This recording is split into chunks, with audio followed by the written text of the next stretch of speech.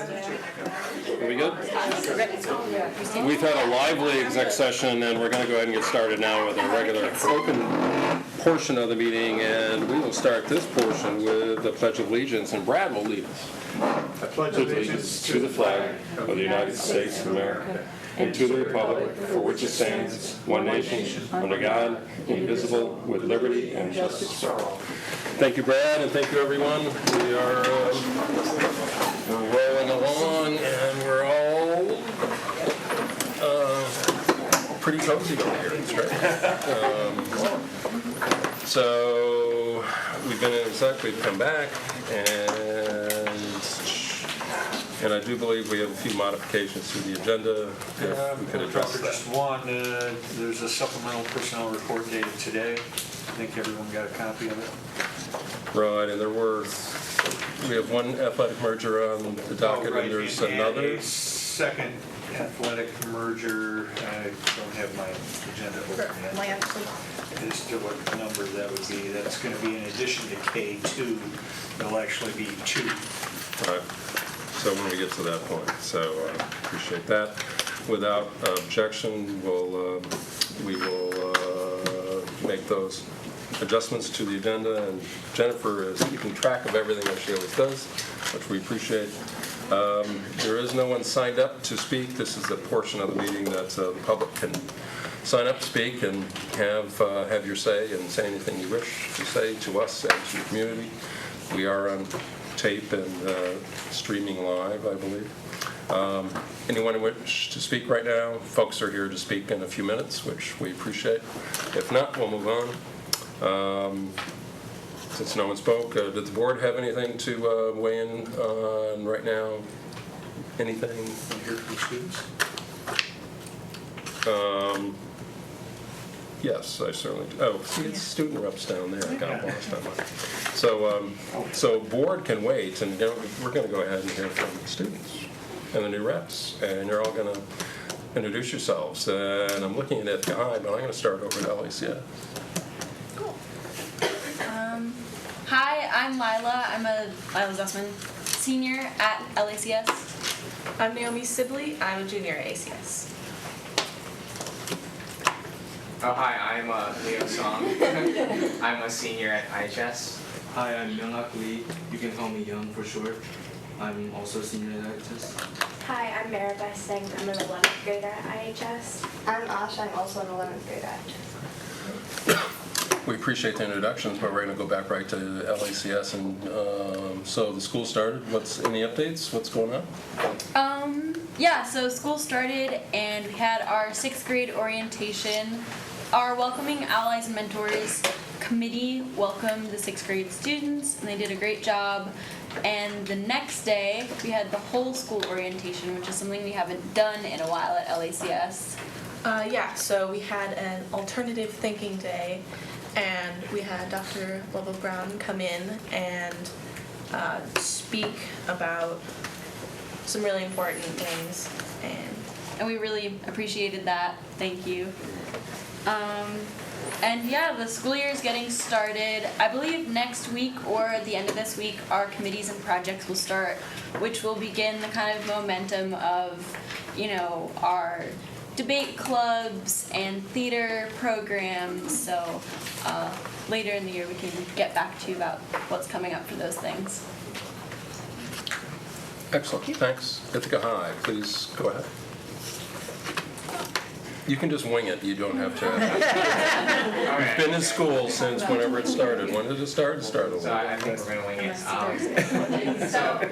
Last week we had freshman orientation on Wednesday, which was hosted by Link Crew. Everybody had a lot of fun. It was really great to meet all the freshmen. And like LCS, a lot of our clubs have started this week. So we have clubs Monday through Thursday, no clubs on Friday. And yeah, they've started.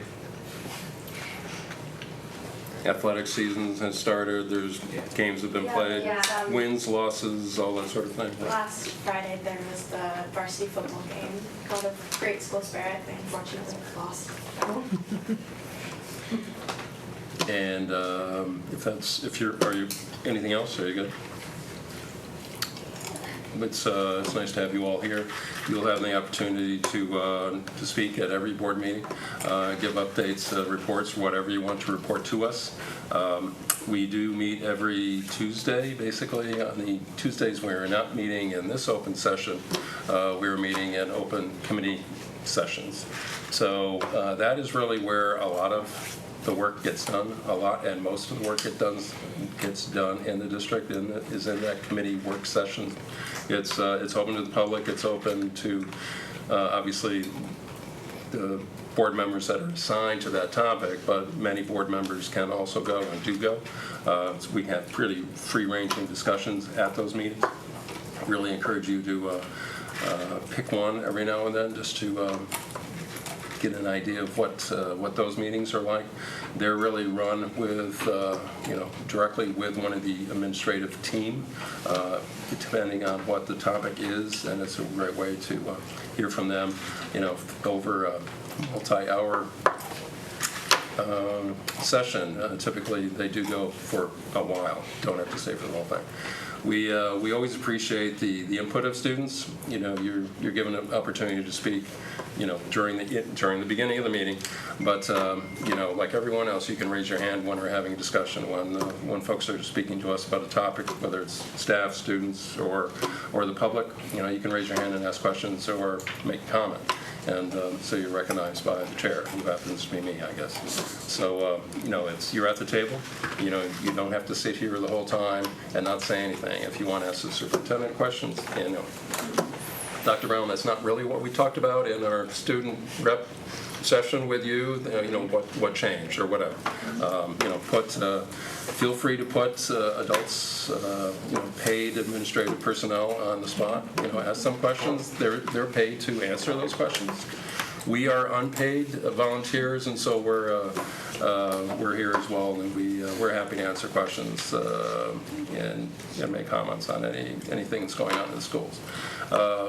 Talked to a PTA last night. It's critical for the board to have connections to the schools through the PTAs. And it's also obviously critical to have connections with the students in those schools. And you're one of our pipelines to what's going on at LACS in the high school. So it's your participation will only make this process better and our understanding of what's going on in the high school better. It's been a while since I've been a student at the high school, but I was a student at Rica High. So it's for some of us in the room, it's different now, but it was a great place back then as well. So it's a great opportunity to be in a great high school, great staff there, but it's great because of the student interaction and what you bring to it. So that's my speech, Dr. Brown. That's my board response to all that. I hadn't heard that in a while. I've been talking all day. I'm just keep going. So, E, go ahead. Welcome. Can't really see all of you guys, but there it is. So I think this year gives us a unique opportunity with a new set of student reps to have more of a two-way dialogue. Dr. Brown started off this year extremely powerfully, talking to both high schools, about the question of why. Why is education matter, given what we have seen creep into our society again, that all of us thought that we hoped was dead and gone, right? And particularly framed it around the issues around Charlottesville. So I would like to ask both of you groups to think about that. You are our pipeline. We may rely on you at some point during this fall season or in the spring to help us answer that question. And in particular at LACS, I know Rob and I were there to hear what Dr. Brown said, and I stayed later to hear the conversations after he gave his speech. And I have to say, there was a healthy conversation about what was said, but I didn't hear an answer to that question. And I stayed for quite some time. I went to see multiple teachers. So, in addition to telling us what's happening on athletic fields, in addition to giving us updates on trips that you guys are taking and projects, I would suggest you all be prepared to answer that question first. What's happening in these schools that is preparing you to answer that bigger question Dr. Brown posed to us that day? If those things can happen, led by educated, intelligent, smart, well-ensconced people and communities, what is this really about?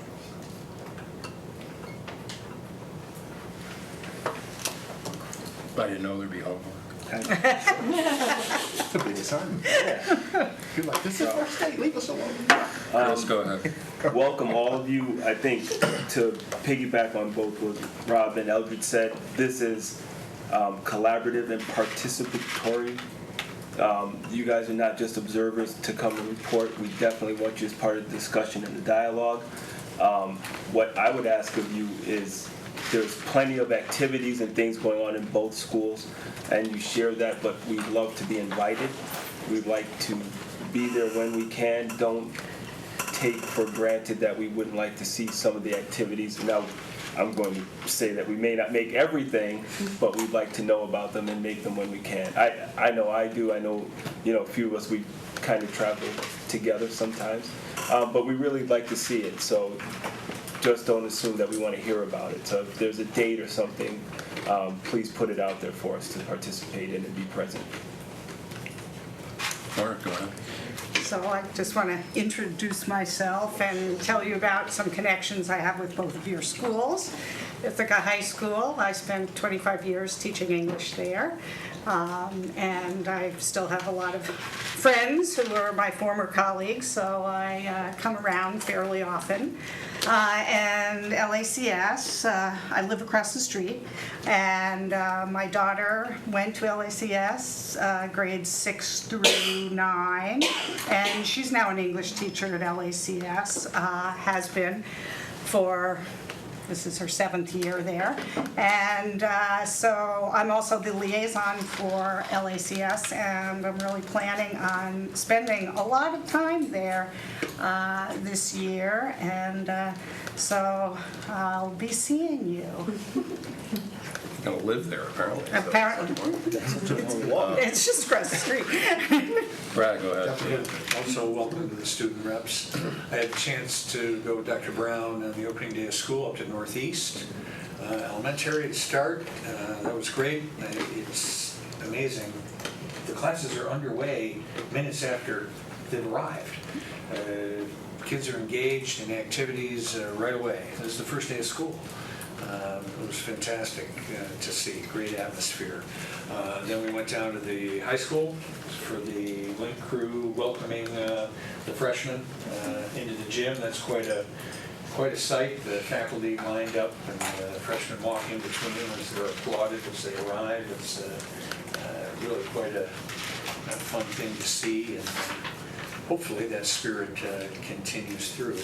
And then just on a different issue to say thank you. I don't know whether it was Mr. Trumbull's idea or Ms. Little's idea, closing Rosemary Lane to all traffic as soon as the buses are gone every day, I think is a great idea. We got plenty of parking. You don't have to park along Rosemary Lane. And I think it's just much safer to have no cars going through there. I thought that was a great move, whoever came up with that. I'll give Samantha and Jason the credit. But I assume it was one of them. Anyone else? Pat, go ahead. I'll just say hello to everyone and greet our student reps and just let you know that I am the board liaison to Ithaca High School, and I hope you'll be seeing me in the halls some days this fall. I'm going to try to get in and visit some classes like I've done in past years, and I will be at the first PTA meeting of the season on Thursday night, which I think is a Meet the Principals night, and I'll just be there to listen and learn. And thank you all for taking on this really important position. I hope you'll enjoy it as much as students in past years have seemed to. Hi everyone, I'm Nicole. I would also like to say thank you for giving us your time, because I'm sure all of you are really busy with schools, preparing for college and everything else that's coming up next. And also to piggyback off of Chris in terms of talking about this experience being participatory, to ask questions. If you don't understand anything, to ask us to explain it in layman terms, as well as to push us, because we're here for you and your classmates. And you know these schools most likely better than we do because you're walking through the halls. So we're here to listen. I'm here to listen. I'll use I statements. So just thank you again. I'm Ann, Rica, I'm also on board, and welcome. I'm really happy you're here, and I just feel the same way. It's just I'm very curious for your perspective because I think it really makes a big difference. Thanks, Ann. Anyone else?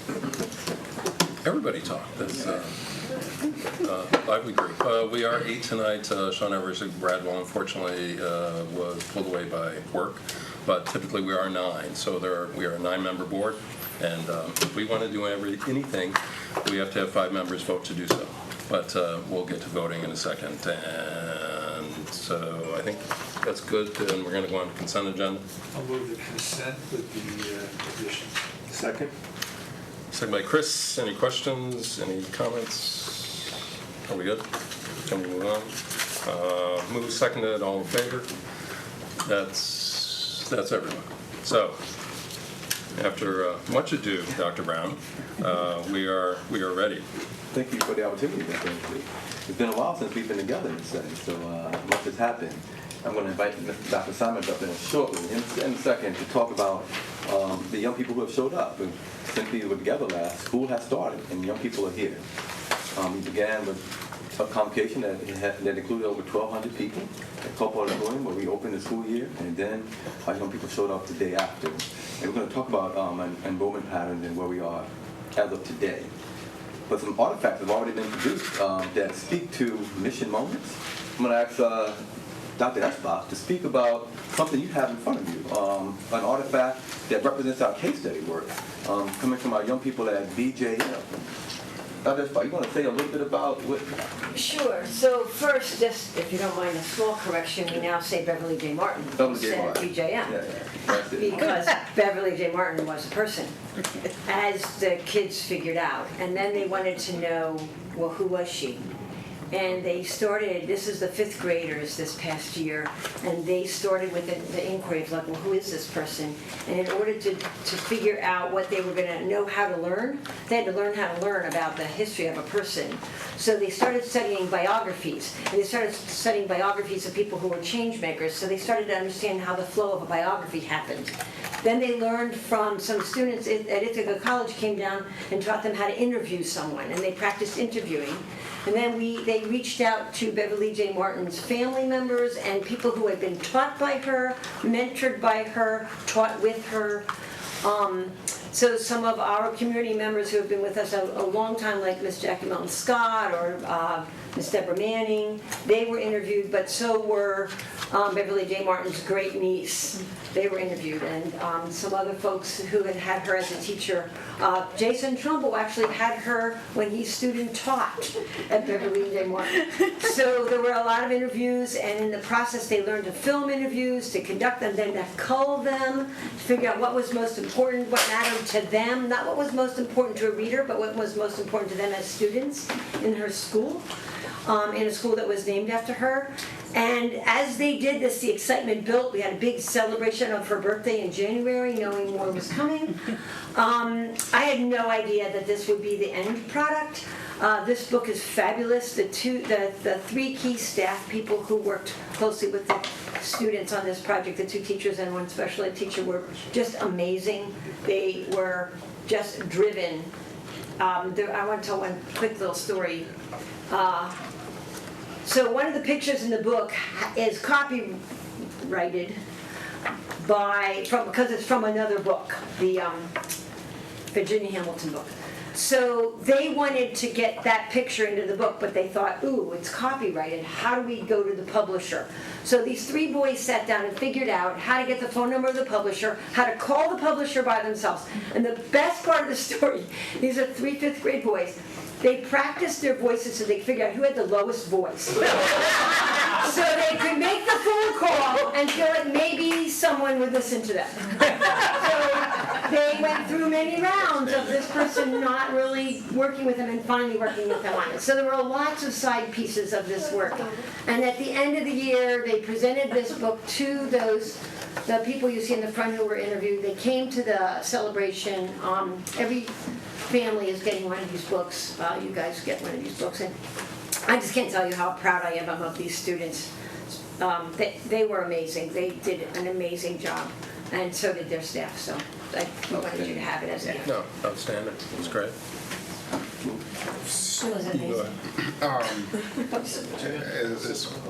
Just looking at the material, much less hearing the backstory, right, evidences that this is pretty high-level, sophisticated work, not just for babies, but for anybody in our school district. So the question that comes to mind for me is, and I think I know the answer, but we're looking to find a different answer soon, hopefully. Do the babies get credit for this? Do they get a grade for this?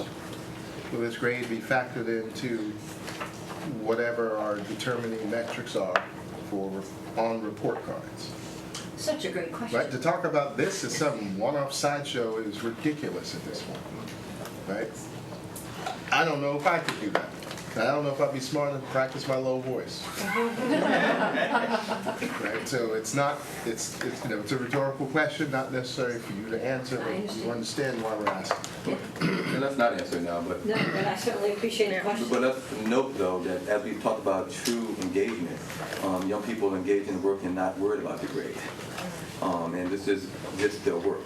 So the moment we enter into the equation an assessment that gives them a grade on something that they're just that committed to, I think we change the conversation.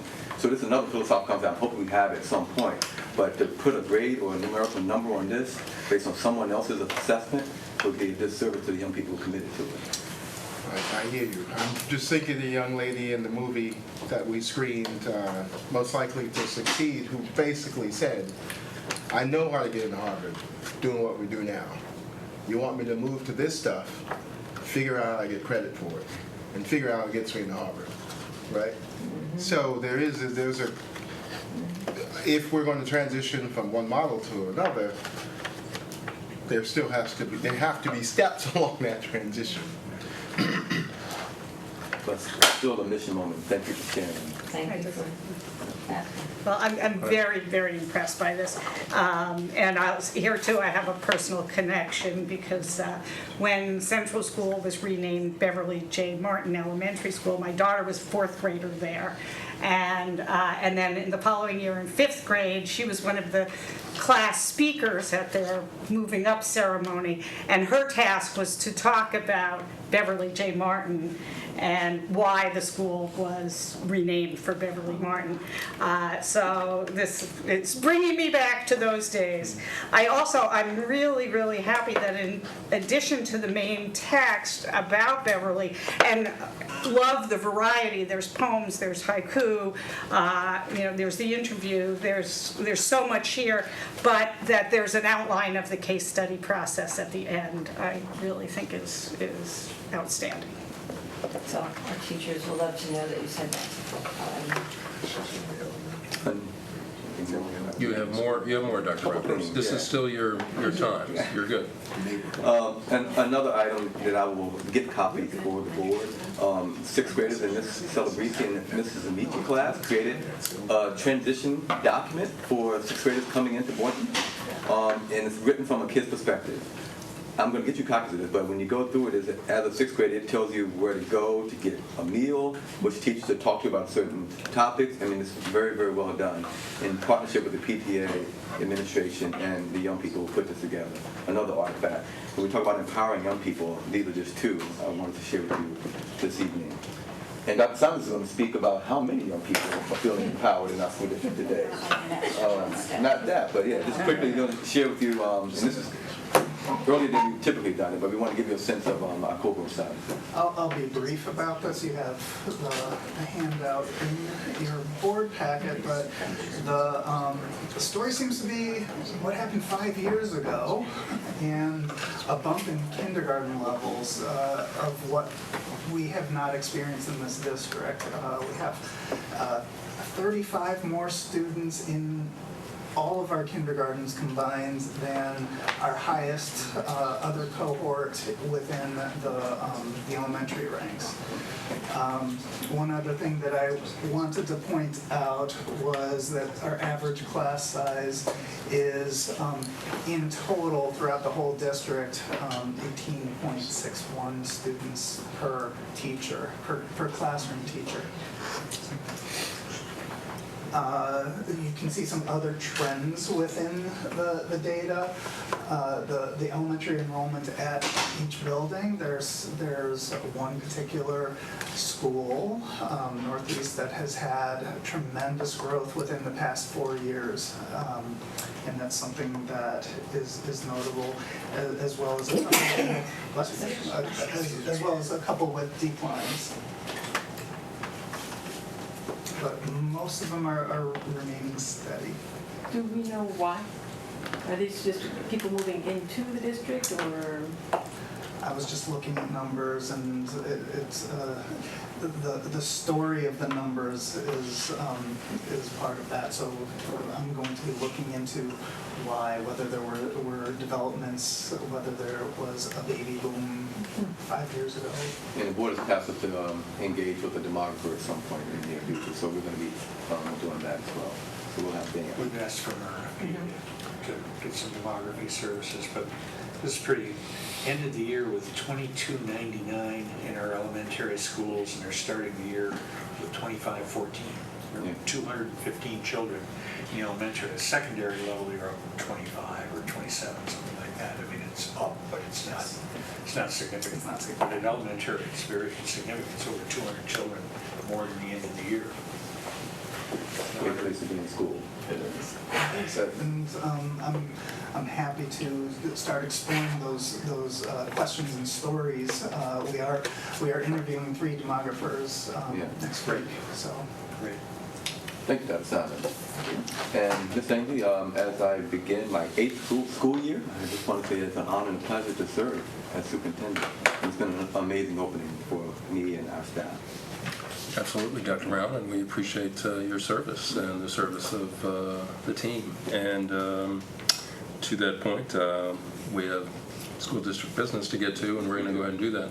And we're going to, it's invite some friends. A partnership with Alternatives. Is that what's that all about? Mr. Graham and some friends to come on up to the table. I'm going to stay here. You're going to stay right there? All right. Thank you. Welcome.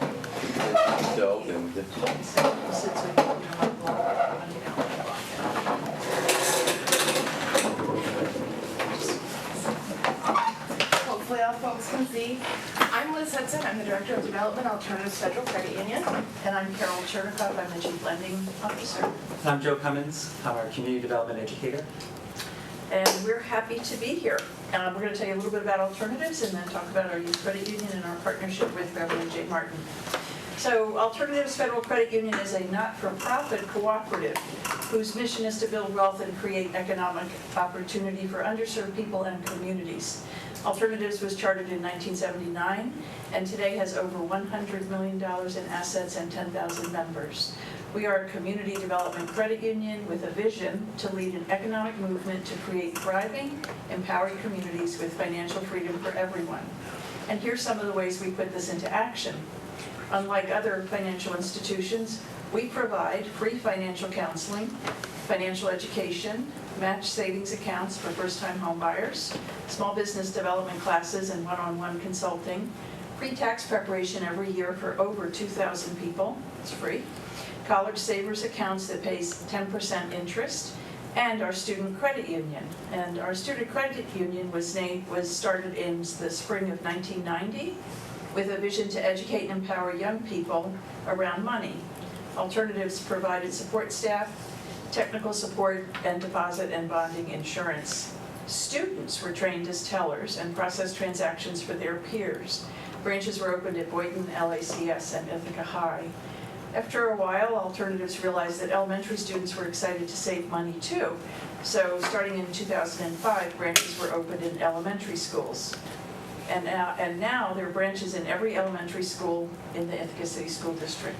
36 parents, 26 elementary students run the branches with support from the credit union staff and the school staff.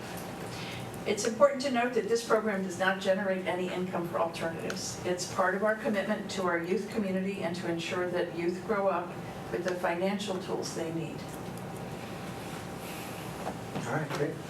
Thanks for having us. We're going to take a little bit about our program. Jump on to the next slide. So currently we have over 1,300 youth accounts with $1.5 million in deposits in 11 in-school branches. The elementary schools started with Beverly J. Martin and Cayuga Heights in 2005 and at the LACS in 1998. Next, please. Elementary School Savings Program. Last year we collected over 2,600 deposits from elementary school students. Again, as Carol said, we have 36 parent volunteers to help run the program and 26 youth tellers. Parents have reported that their child only gets up on time on credit union day, or they'll make their clothes, put their clothes out the day before on credit union day, because they said it's a real responsibility. And one student told his father that, he said, at our school we do a lot of fake responsibilities, but credit union is real, and I have to get there on time. So they take it seriously. Next, please. So all the tellers and volunteers are trained that we never talk about how much a student saves. All we talk about is, oh, the student brings in a penny, or the student brings in $10, it's that you saved. We're excited no matter what comes in. And what teachers and parents have reported is that their child is happy that they're participating, that they don't even look at what the other person has. That the fact they're standing in line, they have a passbook, they all get to fill out that deposit slip, and they're all participating in the program. Next, please.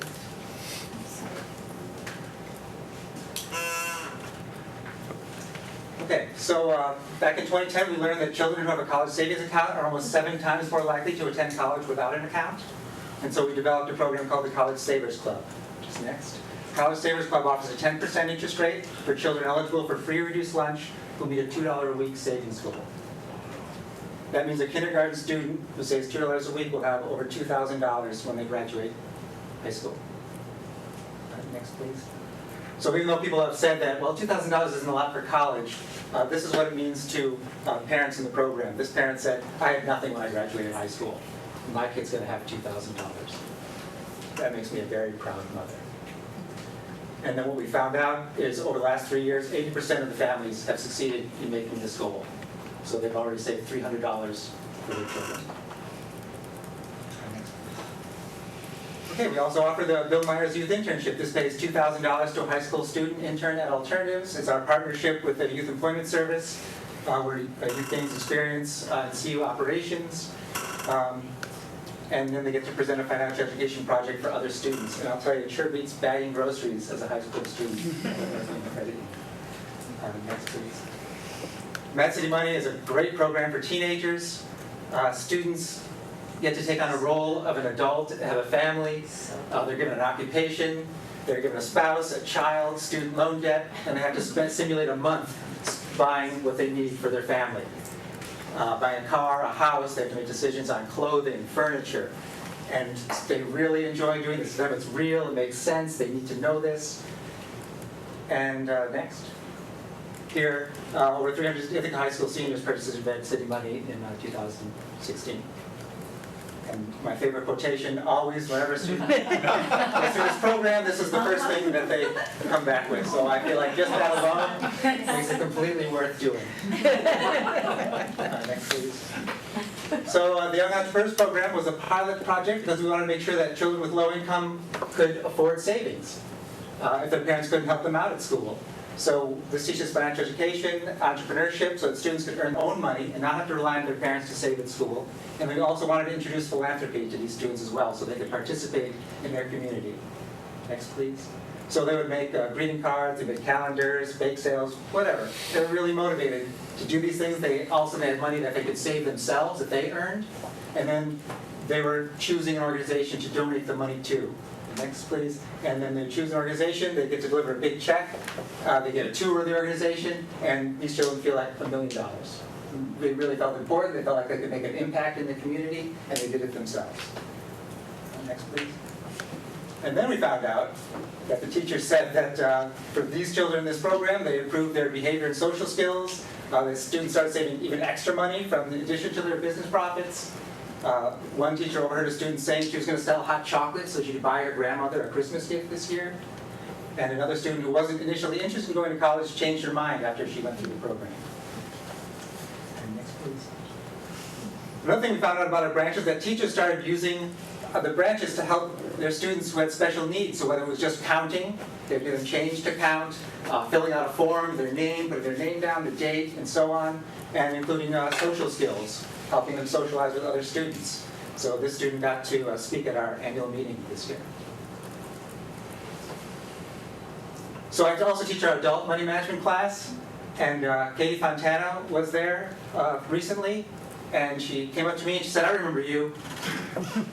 You used to tell me to save $1 a week, way back when I was in elementary school." But here she was, she had graduated from college, she moved back to the area, and she was in our first home club because she was ready to buy a house at age 26.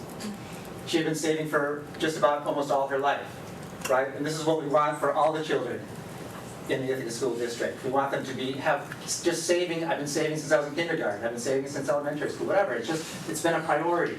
We want to make saving a priority and something that the child will have done over and over again, no matter how much, so that when they're ready, they can make their financial dreams come true. And I'll hand it over to Liz to talk about our other partnership.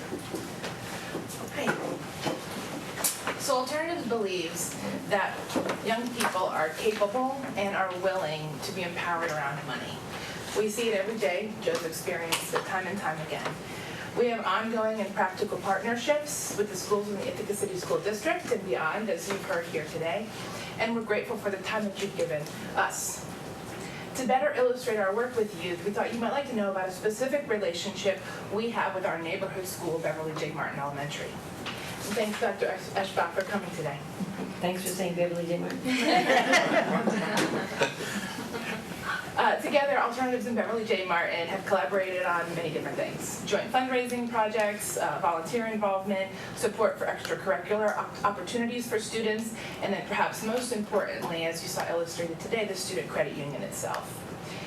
The past year has included the following highlights in that collaboration. And then I'll go into a preview of how we consider sustaining and scaling this partnership in the future.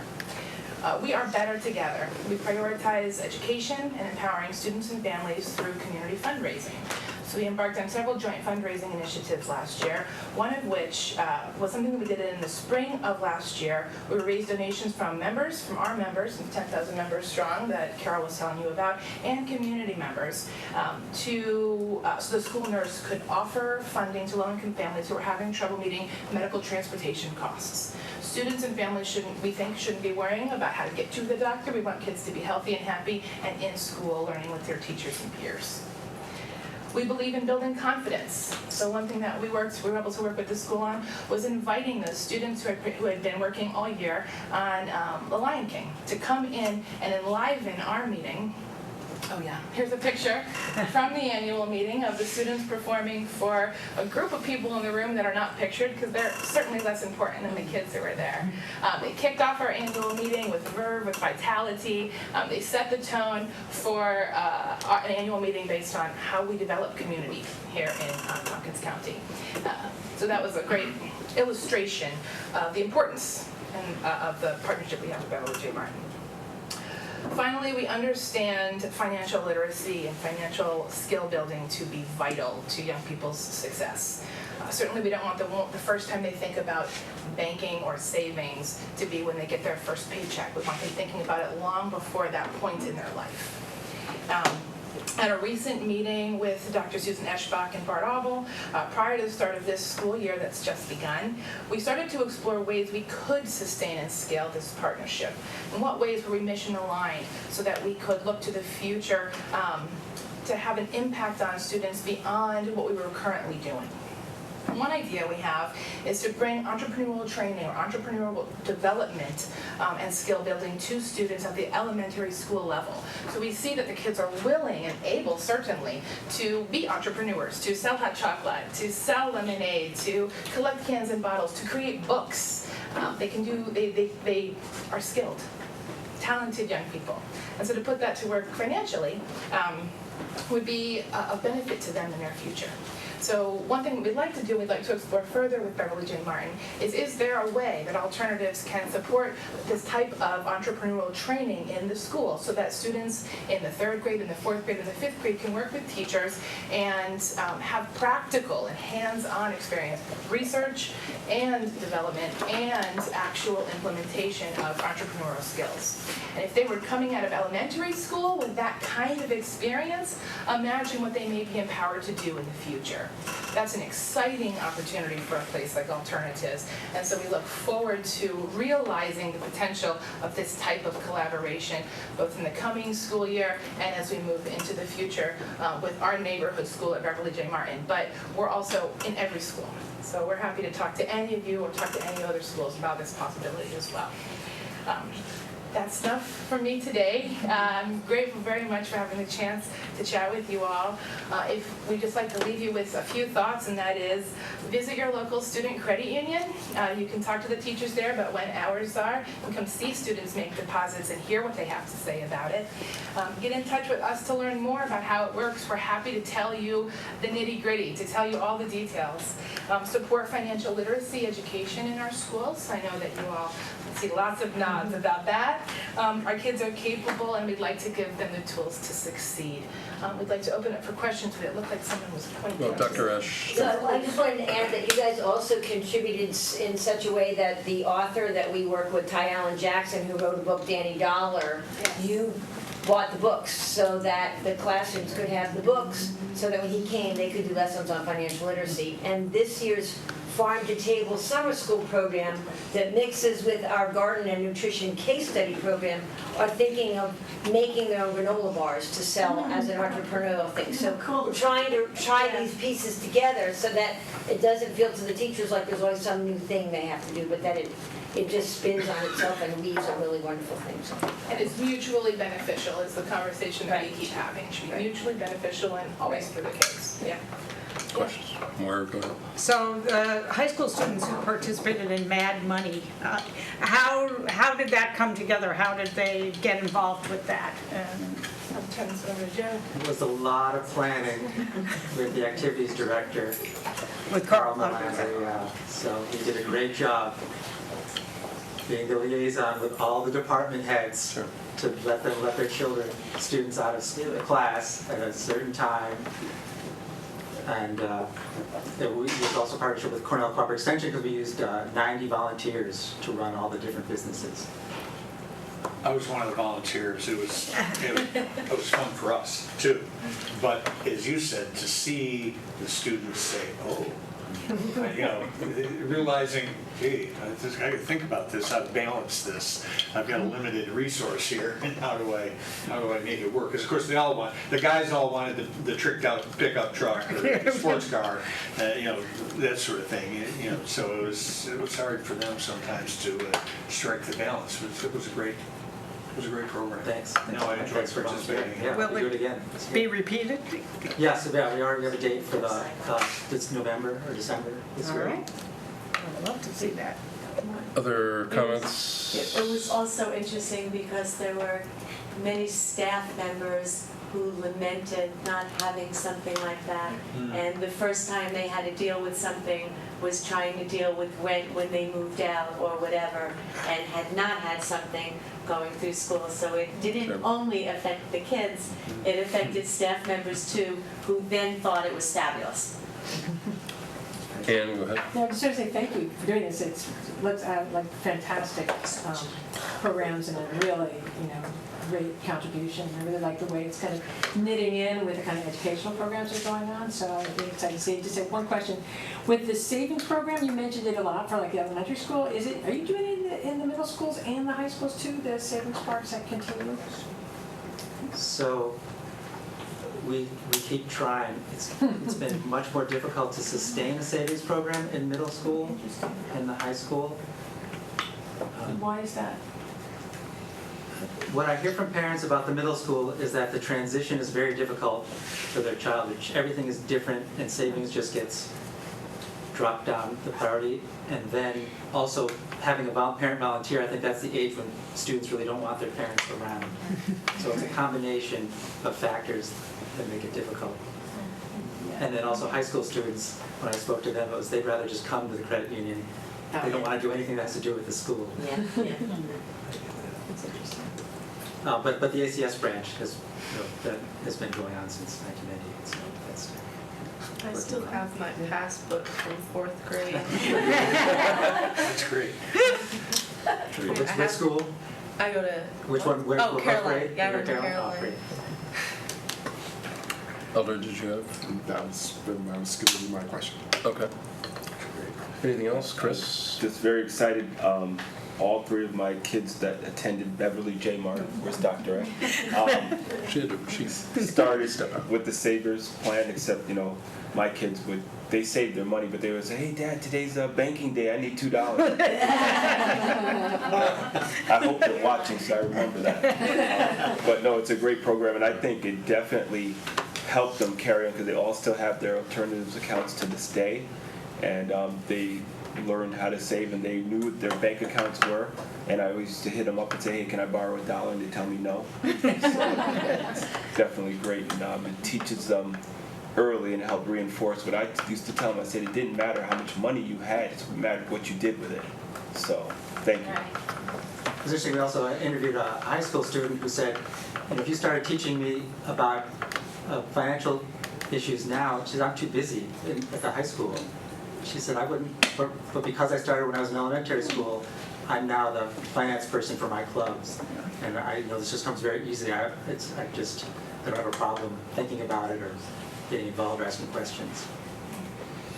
Very good. Anything else from anyone? Just one question about expanding the entrepreneurship program to the other schools. What do you need from us? Is it just... Wonderful question. It's... Well, one thing that we'd like to see is this year piloting something at Beverly J. Martin to integrate this kind of skill building into the curriculum and support the teachers as they do that work. And then based on what we learned this year, as you can see that this program has never been static. We've learned, adapted. I guess kind of like we want our children to do. So we'll do the same thing here. I mean, frankly, we're open to ideas. So if you have any, by all means, please reach out. And then we'll just keep telling you more as we learn more about how this process may work. Well, that's great. So we appreciate doing the pilot, and then we'll check back in. It'll be great. Yeah. No, thank you all. It's great. Thank you. Thank you.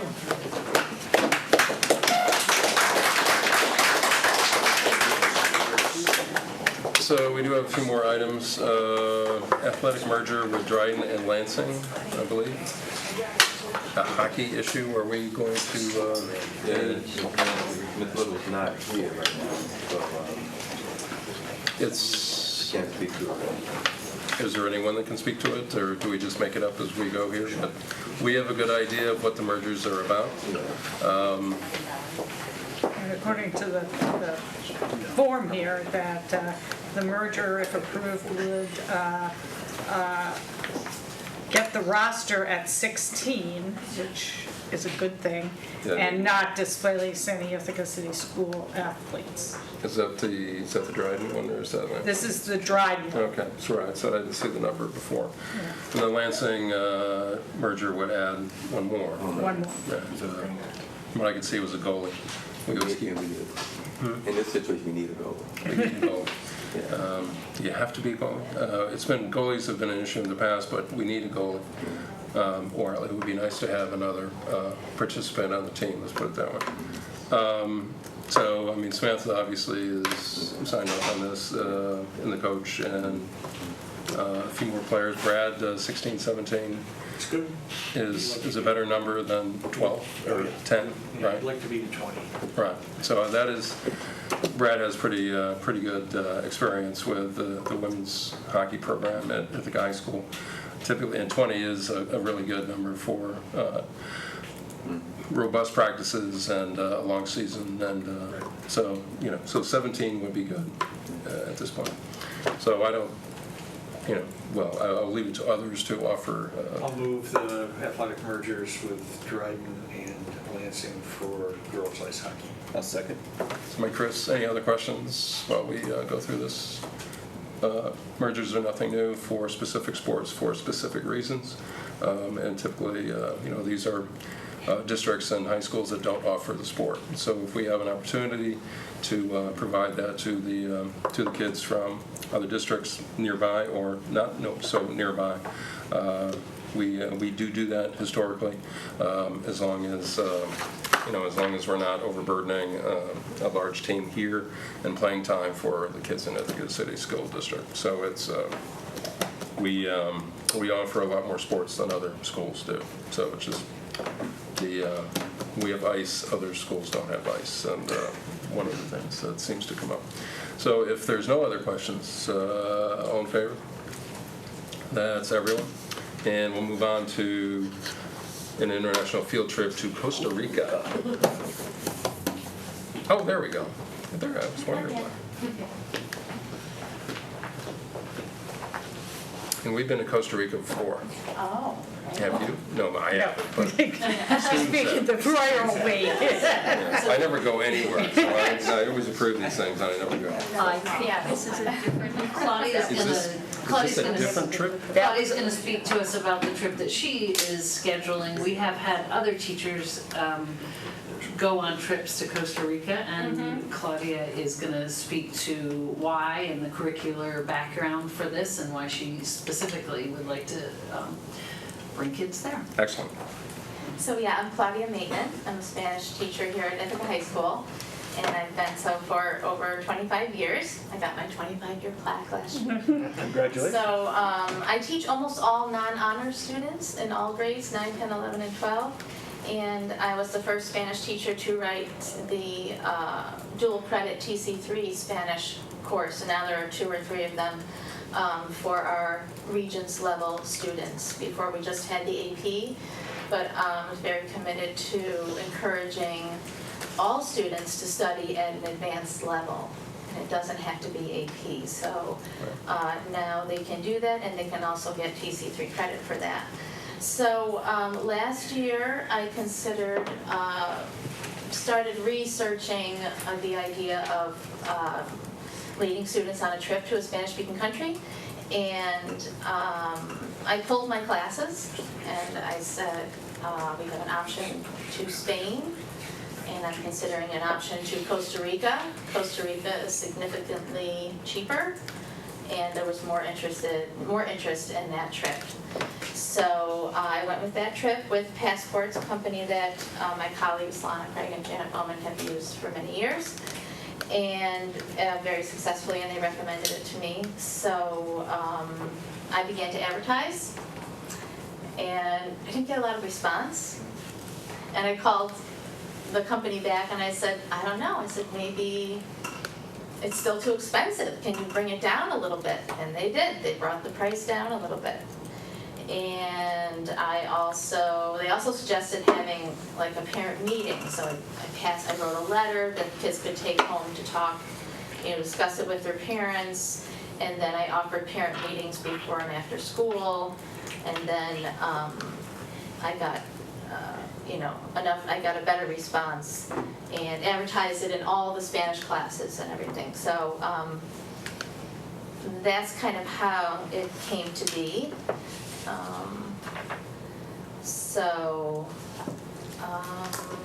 Do you have any questions about the itinerary or financial arrangements or anything like that? Or Questions? Well, I think if you've seen board meetings where we've had other international trips, we always ask about, students who, couldn't afford it and the fundraising Yeah, and how. I've really reached out to those and connected with those students on an individual basis. And I called the company back again, and I said I'm still concerned that it's too expensive for some students, and it's still not enough time to get the money together, because there's this early enrollment deadline. I said it's not enough time for parents to even come up with a $200 deposit or anything. And so they extended the deadline for me until October 15th, and I'm reconnecting with students now to see what happened over the summer and see if they still are interested and how I can help them. Yeah.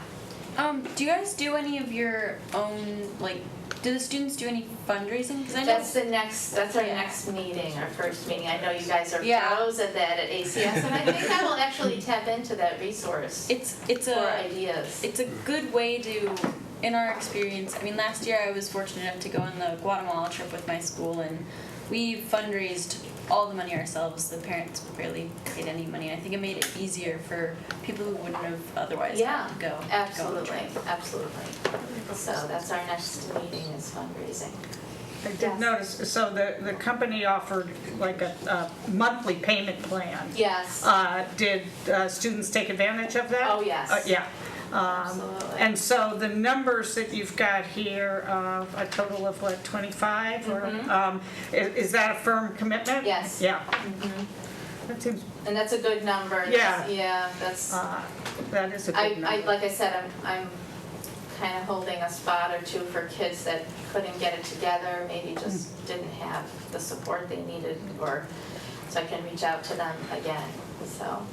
I also wanted to say, I really like the focus that you've defined and the way you've connected it to your curriculum.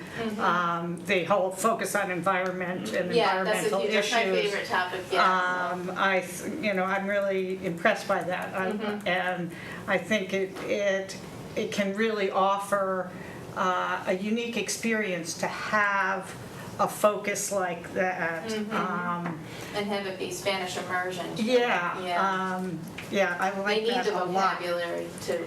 Yeah. Yeah. Absolutely. Do that, so. Thank you. Anything else? So you have your numbers, and you have funding in place, and you have chaperones, and you have your date, and you just need us to approve it. Yes. So I'm looking around. I'll move approval of the foreign trip to Costa Rica. Second. Second by Maura. Any other questions at this time from anyone that votes? Are we good? All in favor? That is everyone. Thank you. There you go, Claudia. You're good to go. Thank you. Have a great trip. Time to start fundraising. There you go. The work is not done. That's right. So, Dr. Brown, anything else on your end? Okay. Any other business from anyone else at the table? Students? Anything going on? I had a question. Sure. What was the, so someone mentioned, Dr. Brown posed like a question in the beginning of the year about why or something like that. I think I forgot what you were trying to communicate. Could you expand on that again? Why did you ask why? Go ahead, Dr. Yes. In a brief statement, I was asking my father this summer, as he was reflecting on the events that happened in our hometown, as he was looking at the paper. And as he noted to me and my brother, my twin who's there, also noted that the young people, I can say young people, but young people and older folks who showed up in Charlottesville all had high school diplomas. Many had high school diplomas, were leading organizations. And what I most recently learned, that some of them were school administrators in some sense. They all had those credentials and that type of formal education, but were still there supporting, excluding people, if I can say so. And my dad asked me, he said, so with the work that you're doing as a school administrator, why do you do it? And why is it so important to produce college graduates and high school graduates when, as he handed me the paper, they can do things like this? And I didn't have an answer for him. And it was a humbling experience for me. So come back to my community and ask for some help and support and with the words and the artifacts to show my pops and my family that we do this for a reason and that all hope is not lost and that we, so we're going to have an answer to that question. I still haven't articulated it very well yet, but I'm looking to my school community on to do so. What does it mean to have a diploma from Ithaca High School or Cornell or Harvard or any other college? What does it mean? So yeah. Other than you pass some classes, pass some tests, right? So I think there's more homework. Everybody's giving these guys homework today. I know. Anything else? You can see the upcoming dates. Anything out of the ordinary? Next week there's typical HR, finance, etc., policy, all those other things. Right, the beat goes on, so we're all set, and we'll see folks next Tuesday, and that's the next time for us to get together in our work session. So if there's nothing else, anybody want to move that we? I move that we adjourn. I second. My first second in the year. You got it in there. Give me a wink or something. Without objection.